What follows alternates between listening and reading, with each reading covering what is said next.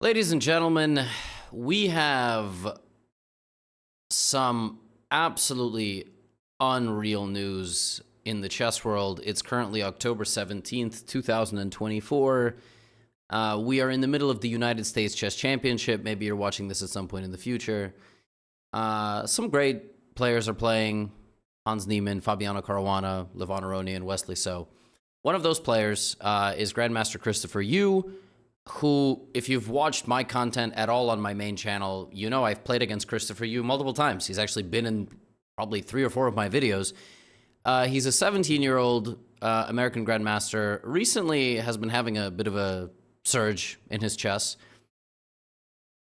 When news came out last night from the St. Louis Chess Club, which is where the United States Chess Championship is played, that Christopher Yu was expelled from the tournament after his 5th round game. He also receives a temporary suspension of his United States Chess Federation membership. And all of this happened because he struck a videographer after the game concluded. So in this video, I'm going to take you through the St. Louis statement. I'm going to show you a couple of reactions of important people in the chess world. I'm going to show you some footage from the conclusion of the game.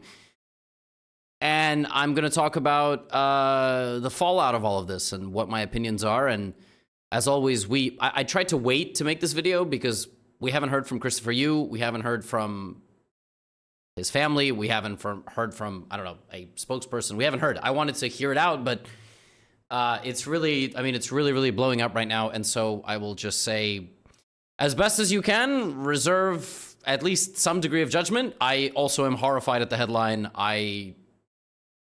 Okay, I'm going to take you through the chronological order of events. And I've never seen anything like this in the chess world. I mean, normally, the chess's biggest drama is cheating and anti-cheat and fair play. So I'm about to go to sleep last night, and I see this. A buddy of mine sends me this. And what this says, it's a bit cut off. So, I'll keep it in small mode. At the conclusion of his game on October 16th, Grandmaster Christopher Yu crumpled up his score sheet, stormed out of the tournament hall, all normal, relatively normal things for a person to do after they lose, and struck a videographer from behind. I was like, what? The St. Louis Chess Club immediately provided assistance to the videographer and called the police, who responded. The chief arbiter, Christopher Bird, expelled him from the tournament due to gross violations of our code of conduct and the U.S. Chess Federation safe play policy. The St. Louis Chess Club fully supports this decision and has banned Yu from the club. His results will be annulled, and the tournament standings will be readjusted accordingly, and people who are going to play him get a bye. Okay, let's very quickly discuss what that means. So this is, when you first read this, it's actually a bit messed up. You think it's messed up. Basically, Christopher Yu did not conclude more than half the tournament. If you played Christopher Yu in the first 5 games and you beat him, you get a full point for the tournament. Now that's canceled because they need everybody to play on equal terms. Honestly, it's not a great, it doesn't sound fair. Those games get rated. They count for ELO, but they don't count for the standings. Because it doesn't really make sense, right? If half the players play 9 games or 10 games and the other side plays 1 less, it doesn't, I don't know. Maybe you give everybody a full point, but still it doesn't make sense because those people already won that game. But this is the lesser of two evils. Yeah, it is what it is. I've never in my life seen something like this. So honestly, I'm going to tell you, my first instinct when I saw this was, that sounds like an overreaction. I was like, I know Chris Yu. I know him. I have talked to him. I have played. I was like, I can't see this young man. Maybe he pushed someone. So and this is actually a big debate right now. There's no video. There's no footage. So I was like, was he walking through a hallway? Somebody was in his way. He was angry, so he shoved them. I was like, why did they call the police? What did he do? What's happening? Was this a gross, heinous act or a complete overreaction? This was my first instinct. Now we have some more information. I'm going to show you the final moments of the game. This was also hotly debated. A lot of hot debating here, which you can continue in this comment section. So this is the last 2 minutes. This is from the St. Louis broadcast. St. Louis Chess Club, please don't copyright strike me. St. Louis Chess Club on YouTube. Y'all are wonderful. So he resigns. Chris Yu was winning the game. I will show you this game briefly. He resigns. he's sort of upset with himself like any chess player is. A couple of times he kind of gestures at himself. They don't really talk. Like sometimes the players talk after the game. They're sort of setting up the pieces. And the big moment in question is right here. When a game is finished, you have to sign each other's score sheets. It makes the game official. It's a really stupid, I don't know, it's 2024, like what are we doing? But it's what you gotta do. That's what makes the game official. You sign each other's score sheet. If you didn't sign each other's score sheet, the game literally may not count. The international governing body will not count. I mean, this is like how ridiculous the chess world is, but this is a tradition. It makes the game official. So look, Chris Yu is taking his top copy of his score sheet, which he's supposed to give to this gentleman. I believe this is Chris Bird, who we will see tweeted about the incident.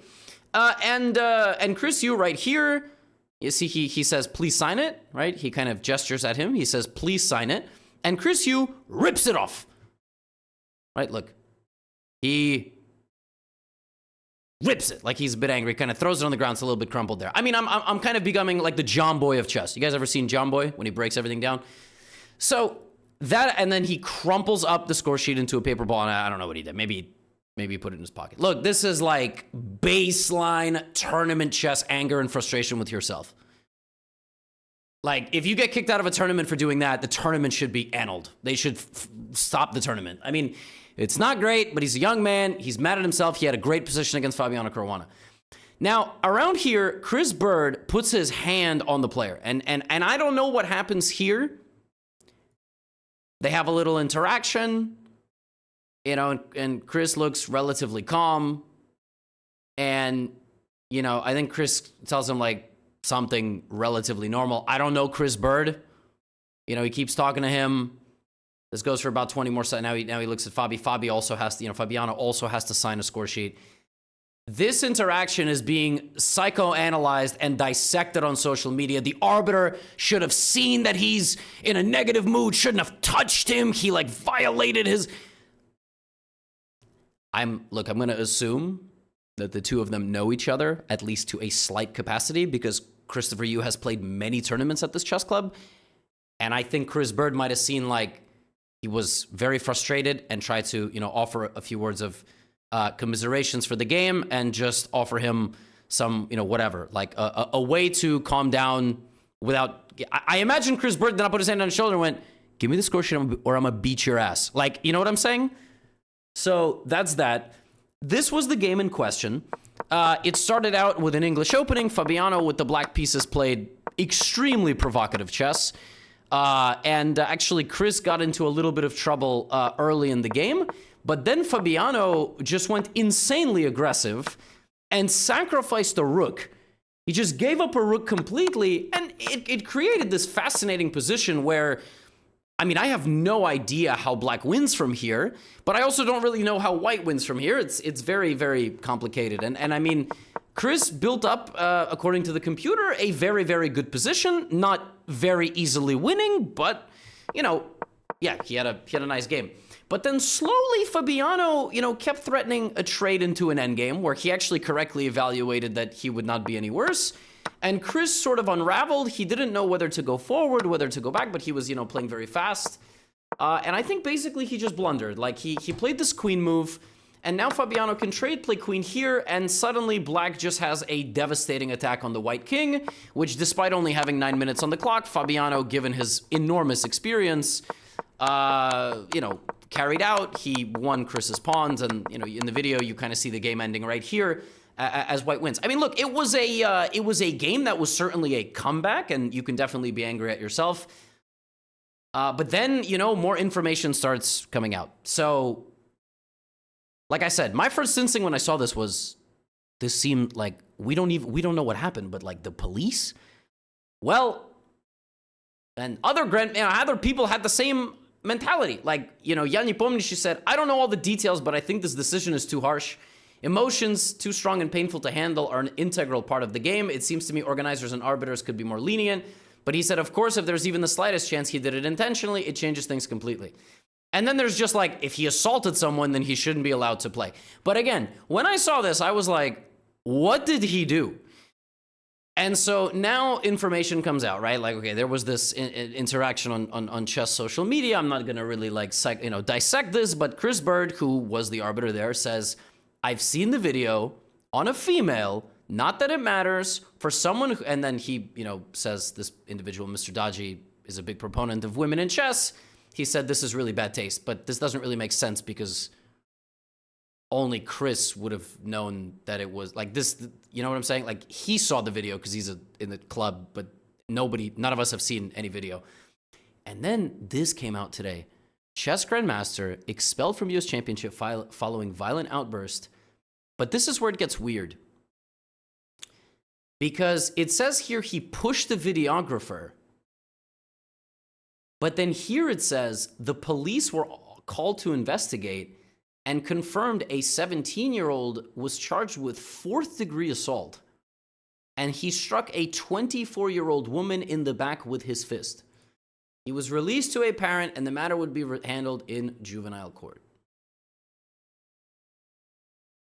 And I was like, bro, what? And we still don't have footage, right? Like, if, TMZ, I don't know if the Europeans know what TMZ is. I don't know if a concept like TMZ exists anywhere not named America. We essentially have a news network, if I can call it that, and kind of like a social channel they have a TV channel and everything. They somehow get footage of crimes or incidents immediately. I mean, I don't know how. They got insiders everywhere. I'm gonna refresh my Twitter feed because I started recording 12 minutes ago. I don't think we have we don't have any footage still, but it's not good. It's not good. And this sort of is shaping a little bit more of my perception of the incident. Like, my gut instinct was Chris Yu stormed out, shoved someone, and went on his way. It sounds like I still can't, because the article said pushed and also struck with a fist, right? So really a lot of this comes down to, what was it? If you push someone in the back with a fist to get them to move, look, it's very bad. You should obviously be kicked out of a tournament. You should probably be suspended by the federation. But if you punch someone, God forbid, in the head, honestly, there's even degrees. Like, punching someone in their lat is not punching someone in their skull. I mean, I can't even, I don't know. Obviously, there should be different severity depending on the incident. Now people are going to argue, does it matter whether it was a female or a male videographer? Like, to me, there is a difference. You know what I'm saying? Like, call me old school, but there is a difference, and it does make it worse. And I'm stunned.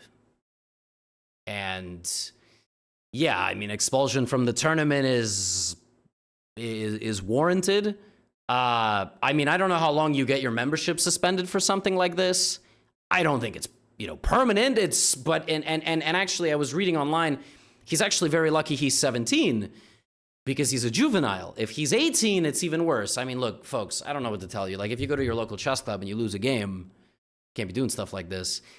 And yet, as always, with every single piece of drama that I cover, there's that empathy in me that's like, I know this kid. I watched him over the last few years. The only negative word I could ever use to describe Christopher Yu before this is awkward. And that's not really a negative word. I was a chess-playing teenager once. We're a little bit awkward. You know what I'm saying? We're a little nerdy. That's the only negative word I would ever associate with Christopher Yu. And to see something like this, I just wonder, what was going on? He must have had a lot of negative emotion pent up for something like this to happen. And now he's going to have to suffer the consequences. At the same time, we haven't seen the footage. We haven't heard from him. And so, there's like a little open area there for us to all see, the other side of the, whatever there is, the other side of the story here. And it sucks. I mean, it's a completely absurd headline that I never thought I would have to make a video about. Yeah, chess brings out some negative emotion. I've broken a phone over chess. Like, I straight up spiked a phone onto the ground once. I'm not proud of it. I felt really stupid immediately after doing it. Doesn't change the fact I needed to get a new phone. It was an old phone, but, you know, I was happy to sacrifice it to get a new one. But that's the news.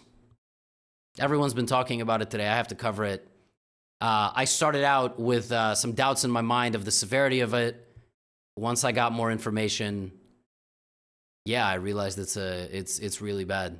It's really bad, but there are still a couple of missing components, and I'm hoping they, you know, show it maybe isn't as bad as it sounds, but it don't look good. And as always, I hope everybody ends up okay, including the videographer. I mean, it's not even clear what happened to the videographer. Like, did the videographer go to the hospital? I don't know. I don't know, and we don't know what it is and who that person is, and there is a level of privacy and respect we have to honor there. So, credit to the videographer for speaking out, and I don't know. I mean, I don't know. If I was a videographer and somebody hit me, I might hit back. but yeah, I mean, what to say? It's absurd. It's a crazy series of events, and as always, I'm gonna end these dramatic videos, and you know, I'm gonna go for a walk. That's what I'm gonna do. I'm gonna go walk the dog. So that's all. Hopefully, there's better times ahead. Get out of here.